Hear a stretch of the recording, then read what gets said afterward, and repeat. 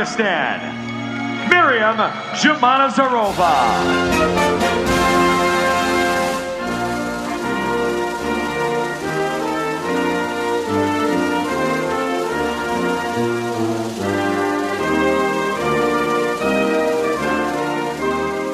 Поддерживать крепость тела, чтобы сохранить крепость духа – истинное значение спорта. С недавних пор в Кыргызстане резко вырос интерес к физической культуре.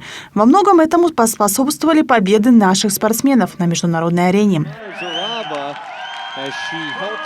В последнее время видите, каких результатов, по крайней мере, достигают наши спортсмены. Особенно это 2021 год, Олимпиада, чемпионаты мира, особенно по борьбе. По всем этим видам мы получили самые высокие оценки, по крайней мере. Это все на сегодняшний день стимулирует к тому, чтобы наше молодое поколение занималось спортом. Заниматься спортом в Кыргызстане становится комфортно, необходимая инфраструктура улучшается. Инфраструктурное обновление в последнее время происходит.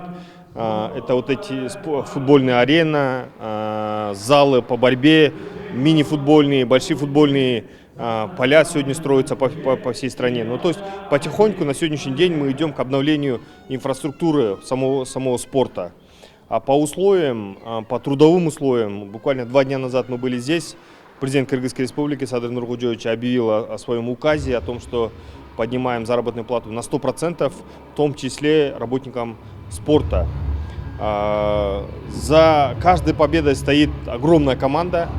Если мы видим только результаты, то за этим результатом, конечно, стоят люди, которые днями и ночами трудятся для достижения этих планок.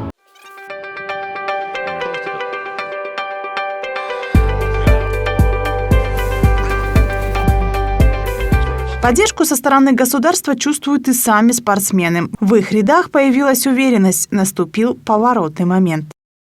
Ну вот сейчас в данное время, последний, недавно министр спорта сказал же, стадион строится, для девушек отдельный спортзал строится.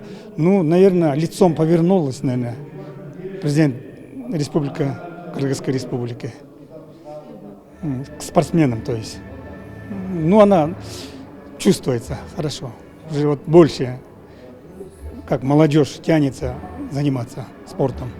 Сегодня Кыргызстан вместе со всем миром отмечает День физкультуры и спорта. По этому случаю прошли праздничные мероприятия, в том числе и спортивного характера. Их главная цель – сделать спорт еще популярней. Екатерина Такамбаева, Нурдан Крыбеков, «Пирамида».